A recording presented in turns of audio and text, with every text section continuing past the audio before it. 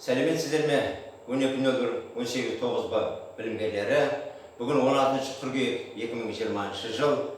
Өтетін пәніміз автокөліктің электр жабдықтау жүйесіне техникалық қызмет көрсету және автомобильге жөндеу жүргізу пәні бойынша зертханалық тәжірибелік жұмыс.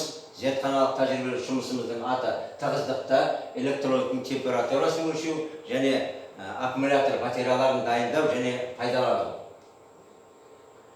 Сабақ жоспары: бірінші, аккумулятордың тығыздығын өлшеу, екінші, аккумулятордың электролитінің температурасы, үшінші, аккумулятор батареяларын дайындау және пайдалану ережелерін үйрену. Аккумулятор батареясын біз сіздермен өткен сабақта өткенбіз. Аккумулятор батареясының қызметі және оның құрамы, қандай бөлшектерден тұратындығы және жұмыс принципі бойынша айтып өткенбіз. Бүгін тәжірибелік жұмыс алдынан сіздерге естеріңізге салып өтейін. Демек, аккумулятор батареясы бұл автомобильдегі негізгі ток көзі, тұрақты ток көзі. Аккумулятордың қызметі химиялық энергияны механикалық энергияға айналдырып беру. Бұл енді біз автомобильді іске қосу кезінде айналатын энергия, механикалық энергия стартерді қозғалысқа келтіреді және қозғалтқыш жұмыс жасап тұрған кезде генератордан ток алып зарядталып тұрады. Аккумулятор корпус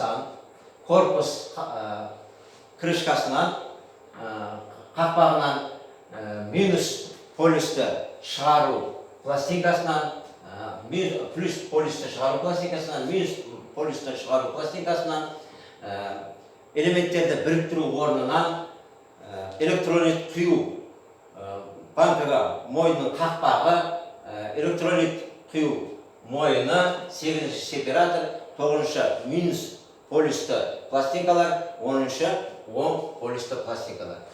Міне естеріңізге салып өттім.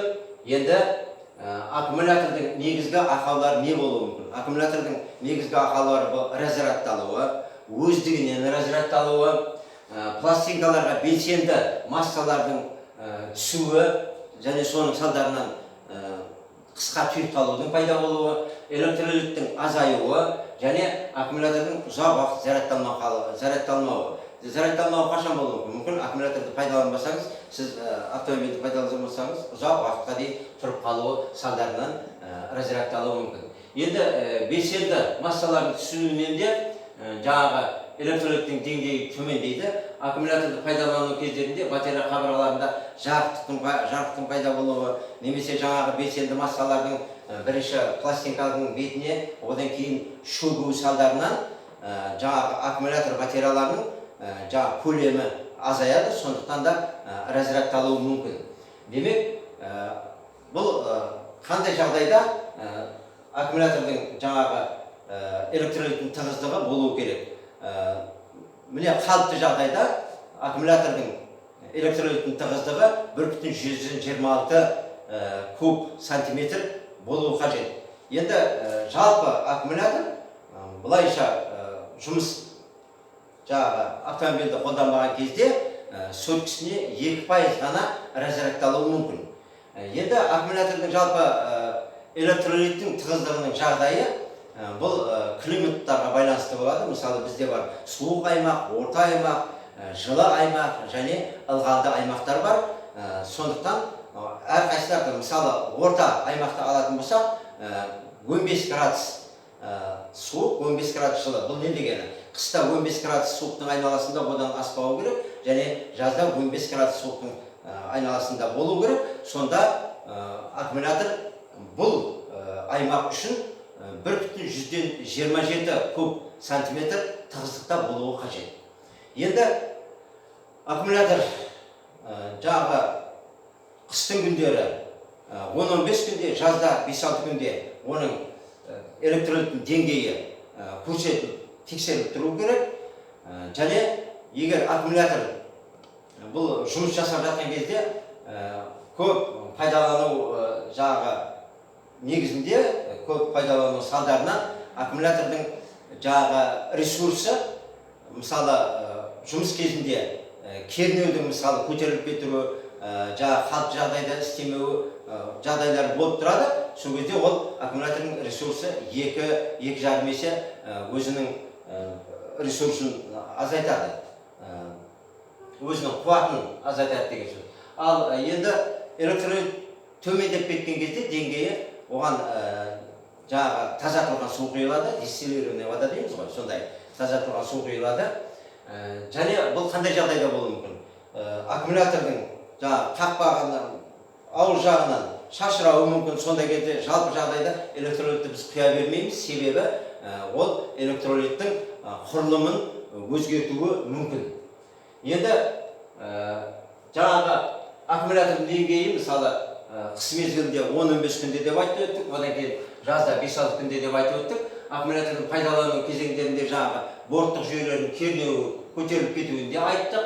Енді аккумулятор батареясының ластануы не жағдайға алып келетінін айттық. Пластикаға егер жаңағы белсенді массалар жабысып түсетін болса, онда ол разрядталады, және төменге шөгетін болса, пластиканың көлемі азаяды деген сөз. Енді аккумулятор батареяның өздігінен разрядталуы себептерін бағана айтып өттік. Жалпы енді батареяда электролиттің парлануы да байланысты болады. Электролит парланады. Сондықтан деңгейін өлшеп, оған дистилленген жаңағы тазартылған су құйып тұру керек. Енді жалпы біз аккумуляторды енді тығыздығын білмекшіміз ғой. Мақсаты да сол, зертхана тәжірибелік жұмыстың. Аккумулятордың тығыздығы аэрометр деген аспаппен өлшенеді. Аэрометр мынандай шыны құбырдың ішіне орналастырылады. Оның жоғарысында сорғыш резинасы бар. Резинаны біз қысып жаңағы электролит сорған кезде міне жоғары көтеріліп, демек аэрометр ішінде қалады да бізге жаңағы тығыздығын, электролиттің тығыздығын көрсетеді. Ал мына суретте электролиттің деңгейін айттық қой, жаңағы парланады, басқа да себептермен түсуі мүмкін. Сол кезде деңгейін біліп, оған тиісті шараны қолдану, немесе тазартылған су құюды айттық. Енді аккумулятордың жалпы жағдайы бойынша қандай аймақтарда болатынын айттық.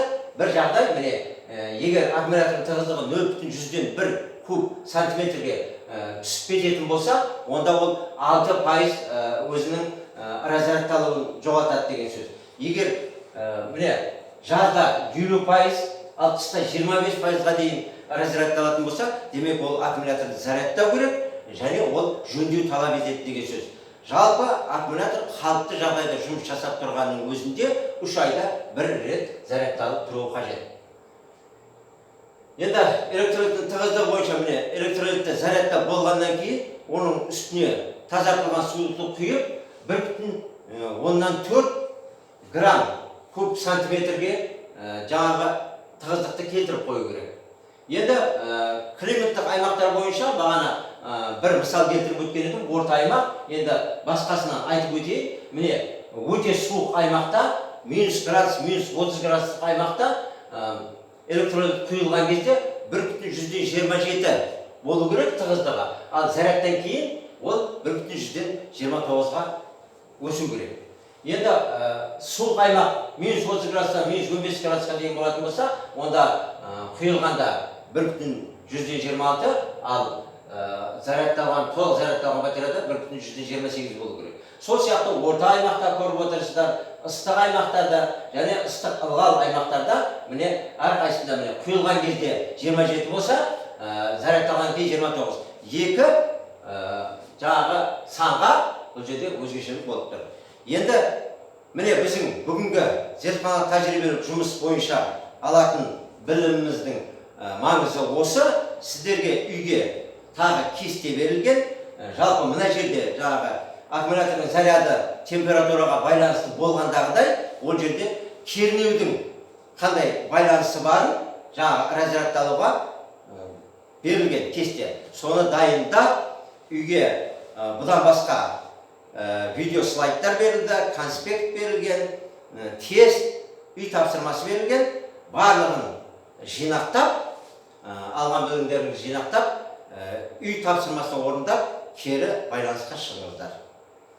Рахмет, сау болыңыздар.